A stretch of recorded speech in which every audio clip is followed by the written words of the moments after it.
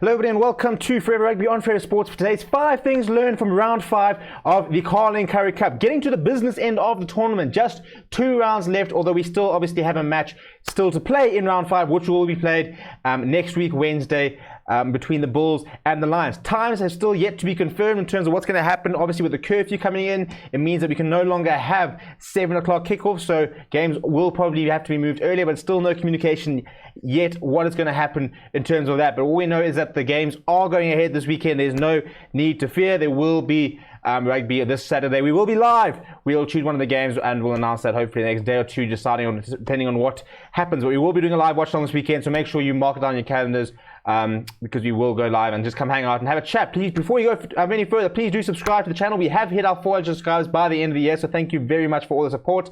Please do smash a like on the video as well. And without any further ado, we're just going to look at basically 5 takeaways, major sort of things that we learned or that were apparent over the weekend itself. So without any further ado, let's look at number 1. Right, so the Cheetahs as a side were not necessarily were ruled out, but it kind of the Lions win sort of put them quite far down, and you know, it's sort of in and around, can they still compete, and are they still in the top 4 conversation, because they were starting to fall quite far behind. You know, at one stage they were sort of 8 points behind 4th place. However, beating the Sharks this weekend was massive for them, and that has put them back in contention. And if you look at the log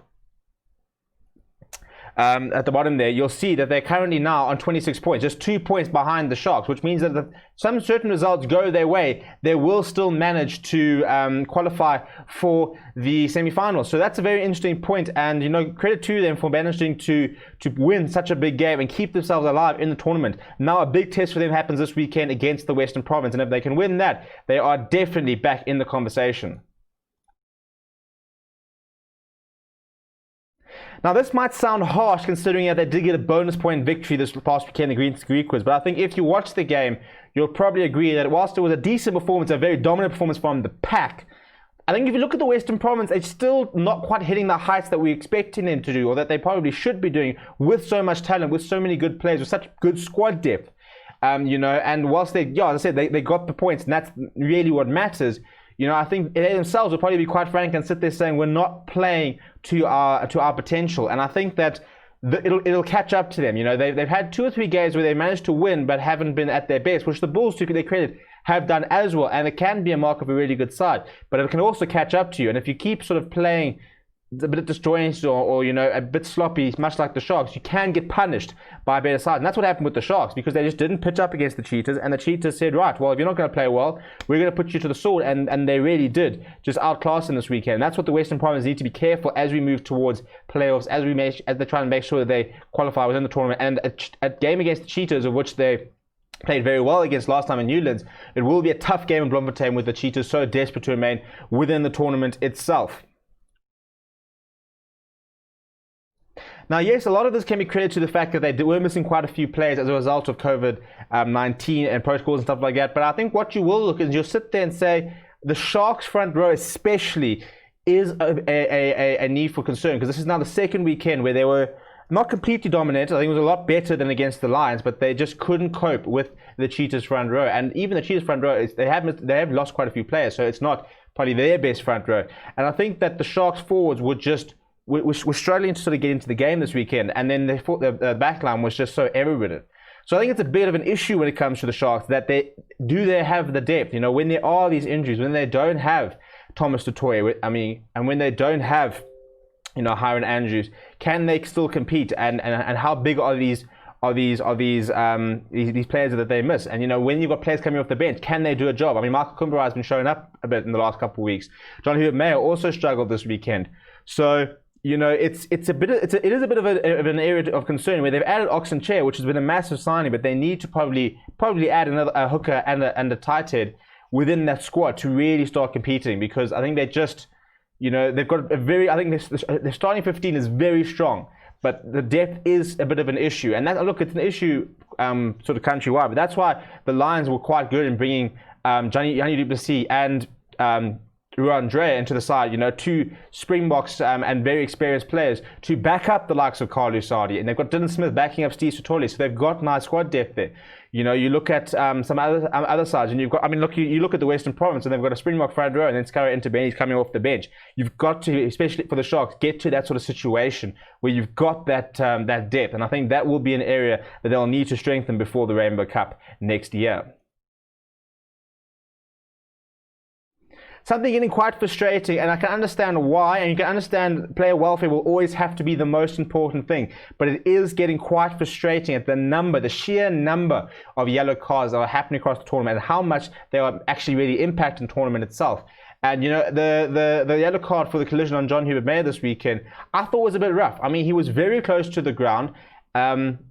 And it was. I don't think there was much malicious intent in the tackle. It was kind of the arm didn't quite wrap around, which was the issue. So I can understand, why there was concern, but I don't think it was a yellow card. And I think that's, one of many that we've looked at over the past season and probably said, yeah, look, I think it's harsh.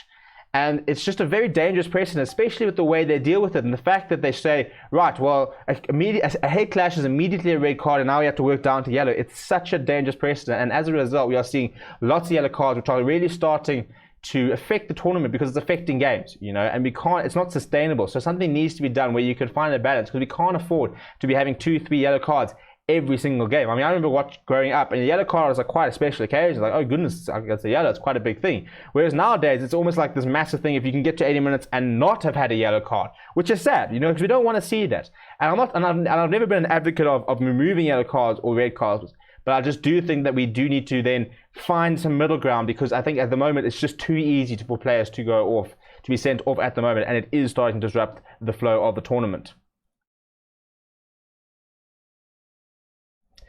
As if they didn't have enough players, the Bulls announced that Marcel Coetzee has joined them, and what a signing that is. And I'm sorry, you look at the squad depth in that Bulls side. I mean, the loose forwards, Arno Botha, Marco van Staden, Dwayne Vermeulen, Nizam Carr, and now Marcel Coetzee.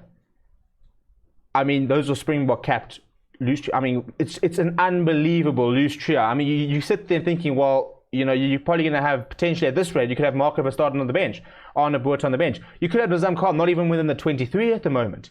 So that's incredible depth they've got, and they're just sitting there, even with a certain position, they're just adding more and more players and more depth. And I think the fact that they're now looking at France Stain is a big call. Probably looking at adding potentially another lock. Maybe some more players in the front row. So it's just that squad itself on paper is just getting better, and I don't think that they finished signing players, to be honest. And yes, a lot of it results in the fact that they've just got the financial capability of doing it.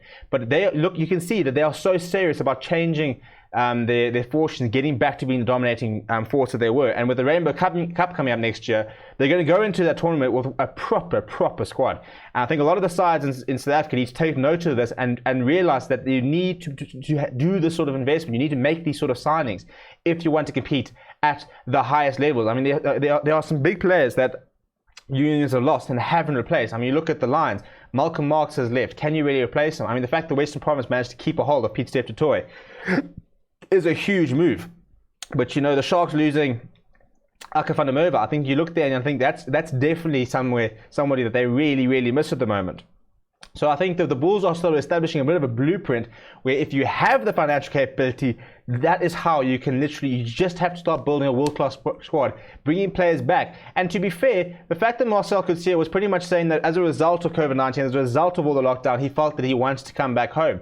I don't think that feeling will mutually excuse to him. So I think there are players overseas who would consider returning to South Africa if the price was right. And hopefully with the financial boost of going into the Rainbow Cup, of going into Europe, of having increased TV revenue, means that our unions will be financially a little bit stronger and we can start bringing players back, because there are a lot of good players that we'd love to see back in South Africa and playing within our South African franchise. So those are the 5 takeaways that we picked up. Let me know if you had anything else. As I said, please do subscribe, smash a like on the video, jump in the comments, let me know what you thought of the weekend of rugby. Previews coming up for this weekend as we move to the second last round of the group stages, and then we are into semi-finals, final, and the Currie Cup will come to an end in just a few weeks. So make sure you keep it all locked on Forever Rugby, on Forever Sports. My name is Stephen, and I'll chat to you soon.